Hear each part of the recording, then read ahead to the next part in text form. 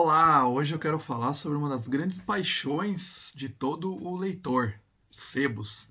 Eu vou falar aqui sobre eu selecionei 5 livros, 5 achados que eu fiz em sebos. Porque assim, todo mundo que gosta de ler, que é fã de leitura, sabe que é sempre muito bom ir nos sebos, frequentar sebos. Então eu sempre fui um ávido frequentador de sebos. E sempre quando eu vou em outros lugares também, não só na minha cidade, mas quando eu vou para outras cidades, né, eu gosto sempre de dar uma visitada nos sebos, né? Se é uma cidade mesmo no Brasil ou fora, eu sempre procuro ir no sebo. Né? Porque você acaba encontrando coisas que você não acharia, né, de outra forma. Edições esgotadas, edições às vezes mais baratas, né? Às vezes você tem uma experiência de chegar lá no sebo, né? E você não nem sabe que você precisava daquele livro, né? E você está olhando lá nas prateleiras e de repente você encontra aquele livro sensacional, né, que você não buscava, mas que é perfeito para o que você quer, ou você queria ler muito ele, né? Você tinha essa vontade de ler algo parecido, você acaba encontrando lá. Então eu sempre gosto de frequentar sebos, né? Então na, na minha juventude, por exemplo, eu gostava de fazer o mapa lá de Curitiba, eu morava em Curitiba, e eu fazia o mapa dos sebos, e de vez em quando eu fazia, né, todo o trajeto passando por todos os sebos ali, ou pela sebos que ficavam mais no centro, né, procurando sebos, então, procurando os livros. Então de tempos em tempos eu faço isso, inclusive em Curitiba, né? Eu não moro mais lá, mas quando eu vou lá eu acabo visitando, né? E acabo procurando nos sebos, indo em alguns sebos selecionando, né? Já gastei algumas horas em sebos.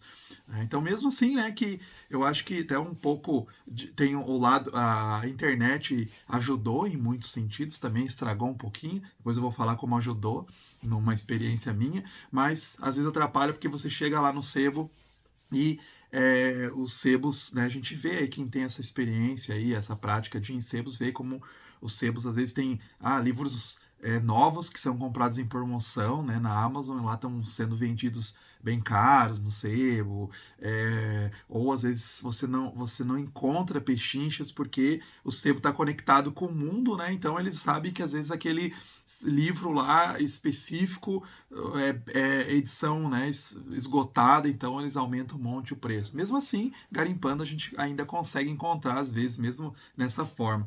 Então, só para ter uma ideia, né, eu selecionei aqui 5 livros que foram muito bons que eu encontrei em sebos. Eu podia selecionar muitos outros, né, mas essas são as pérolas que eu achei principais. Um primeiro aqui eu encontrei num sebo na praia, lá em Santa Catarina, em Itapema. Fui lá frequentar, né, para aproveitar um pouquinho, né, e fui lá no sebo e encontrei essa preciosidade. A History of Israel, em inglês. A gente tem isso aqui em português, pela Paulus, né, é considerado um grande clássico sobre Israel, né, estudo sobre Israel, historiografia de Israel, né, a History of Israel, né, do John Bright. Então, eu encontrei isso aqui e eu paguei. É legal que tem, às vezes, permanece o preço. Paguei a bagatela de R$ 8. Esse foi realmente um achado espetacular, né? Uma obra bem importante, né? Bem barata. Outra vez também eu encontrei num outro sebo, também em Santa Catarina, olha só, na cidade onde moram meus cunhados, também fui lá, né? E não é em Jaraguá do Sul, então não é no litoral. Tava lá, fui frequentar o sebo e encontrei esse livro que era muito importante não só para minhas pesquisas, mas também para minhas aulas. Os Anos Vertiginosos, a Mudança e Cultura no Ocidente de 1900 a 1914, do Philip Bloom. Também é uma obra bem importante, fala sobre, né, todas as mudanças da época ali, da tecnologia, da cultura, principalmente na Europa, mas também nos Estados Unidos, né? Mas é muito mais foco na Europa. Mas era muito importante para mim porque eu pesquiso na história da tecnologia. Então esse livro fala bastante nessa virada assim de tantas invenções que tem, né? Carros, telefone, eletricidade, né? Sendo mais de maneira mais eficiente sendo implementada nas cidades. Então é impressionante, né? Esse momento. Então esse livro eu encontrei, ele foi também é bem importante para minhas aulas, para minhas pesquisas também, um livro que eu sempre volto nele, eu gosto demais desse livro aqui, também fica aí a dica para quem gosta, né, do período, a estudar exatamente o período onde o otimismo com a ciência e tecnologia estavam no auge, né, logo antes da Primeira Guerra, estava super no auge, né, o otimismo. Depois recai com a Primeira Guerra, entra numa depressão e tal, não só depressão econômica, mas social, tudo, né? Mas esse aqui é bem interessante, né? Vale muito a pena.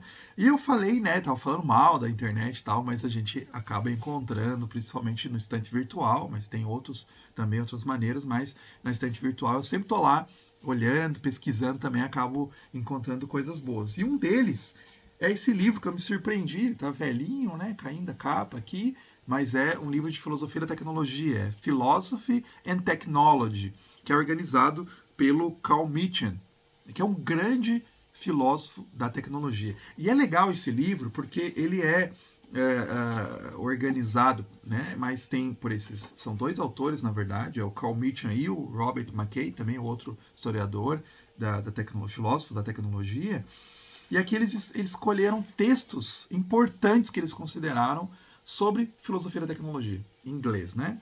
Aí é fantástico. Né? Você tem texto do Jacques Ellul, do Mumford, do Mário Bunge, né, que são autores conhecidos aí da filosofia da tecnologia, do Lynn White, né, que é inclusive que é um texto bastante criticado e tal, que ele fala que as raízes históricas da nossa crise ecológica, onde ele fala sobre o cristianismo na Idade Média, né, e critica também já foi bastante criticado esse livro, mas ele é bem importante, esse artigo, né, ele é bem importante. Tem do Hans Jonas, grande filósofo da tecnologia, e é legal que tem Ortega y Gasset, olha a seleção de textos aqui, é fantástico esse livro.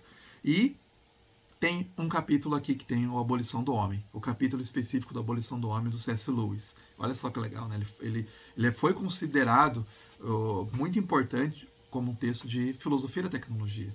Né? E a gente, às vezes, C.S. Lewis, né? Lá um teólogo, escreveu Narnia, né? Mas ele foi bem importante. Inclusive, o Hans Jonas tem uma obra que ele fala como foi importante isso para ele. Então, ele está aqui, né? Um dos livros. Então, assim, um dos capítulos. Né, esse livro foi um grande achado também e também foi baratinho, foi R$ 28. Né, então, seba isso, né, você encontra coisas fantásticas. Né. E aí tem dois achados internacionais também. Isso aqui, eu estava num evento, eu encontrei no evento, estava em Vancouver e lá tinha uma livraria e também tinha uma aula de descontos, inclusive uma prateleira chamada Inklings. Eu fiquei assim, né, extasiado, emocionado que encontrar, né, uma prateleira inteira, assim, né, na verdade uma estante inteira com livros dos autores que faziam parte dos Inklings. E esse livro estava com desconto, Cartas do Tolkien. Né, paguei $9, né, dava aí 40 e poucos reais na época.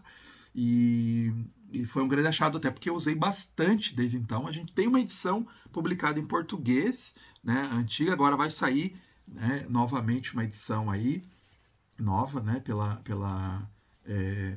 HarperCollins, né, então inclusive com coisas a mais do que essa edição, vale bem a pena pegar.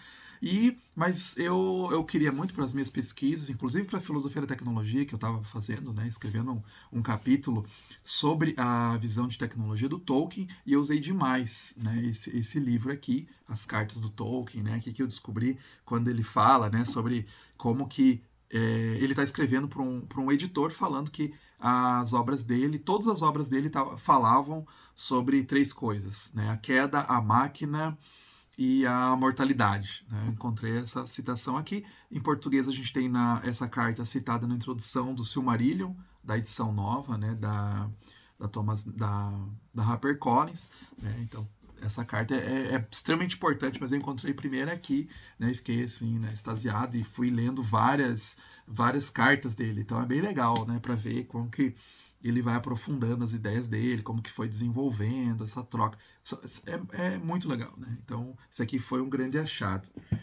E o último grande achado de sebo, também internacional, foi que eu estava nos Estados Unidos também, foi isso aqui eu acho que foi em Miami, num sebo, um grande sebo que tinha lá, e uma grande livraria, na verdade, né? Ele era uma livraria e também tinha umas partes com sebos, né? Com livros usados. E aí eu estava já nessa pesquisa, pesquisando o Tolkien, o Lewis, os impactos do início do transhumanismo no período entre guerra, né, das distopias que surgem, de Novo Mundo Novo, a própria trilogia cósmica do Lewis, vários, o Nós, do Zamientin, e eu estava com muito interesse sobre esse período entre guerras, né? E, e aí, né, também como quem não quer nada, olhando lá, folheando na parte dos livros usados, né, topei com esse livro aqui, né, The Twilight Years. Aqui está falando, né, focando o paradoxo da Grã-Bretanha, né, está focando na Inglaterra, né, na Grã-Bretanha, entre as guerras. Então é um livro bem específico sobre o que eu queria, assim, perfeito. Pá, né? O livro veio assim. Precisei comprar ele também, $10, né? Então foi fantástico, porque assim, sem querer, sem pesquisar especificamente lá, né? Entrei na livraria e comecei a olhar e encontrei esse aqui, né? O livro apareceu, brilhou para mim, me chamou, né? Então é um livro bem legal. Richard Overy, ele é um grande historiador, bastante conhecido lá fora, né? Não tanto no Brasil, mas bastante conhecido. Ele tem outras obras também, e é um livro assim bem pesquisado, né? Foi perfeito para mim, né? Mas também para qualquer pessoa que quer compreender, né? Toda essa questão aqui, claro, no foco da Inglaterra, né? Mas como que estava a mentalidade com relação, eu falei, né? O outro livro lá falava sobre o ano dinâmico, quando todo mundo estava bastante empolgado com ciência e tecnologia, que as pessoas já começam a desconfiar da ciência e tecnologia, né? Começam a criticar, né? Então foi um outro grande achado meu. Então sejam frequentadores de sebo, vale muito a pena, né? É muito gostoso você ir lá, né? E tal. Se você não tem rinite, você se deleita com o cheiro dos livros, né? Usados. E é muito gostoso, né? Você ir passear porque você encontra coisas assim que você não imaginava que pudesse estar lá, né? Então, às vezes tem coisas que você encontra no estante virtual. O estante virtual é uma ferramenta fantástica, né, para encontrar livros ousados, né, mas também quando você vai nos sebos, né, nada supera aquele gostinho de você estar lá olhando e de repente você encontra uma coisa. Você sempre acaba encontrando alguma coisa, né? Então vale a pena frequentar sebos. Então esses aqui foram meus 5 grandes achados. Fala aí nos comentários qual foram os seus achados de sebos, beleza? Até mais.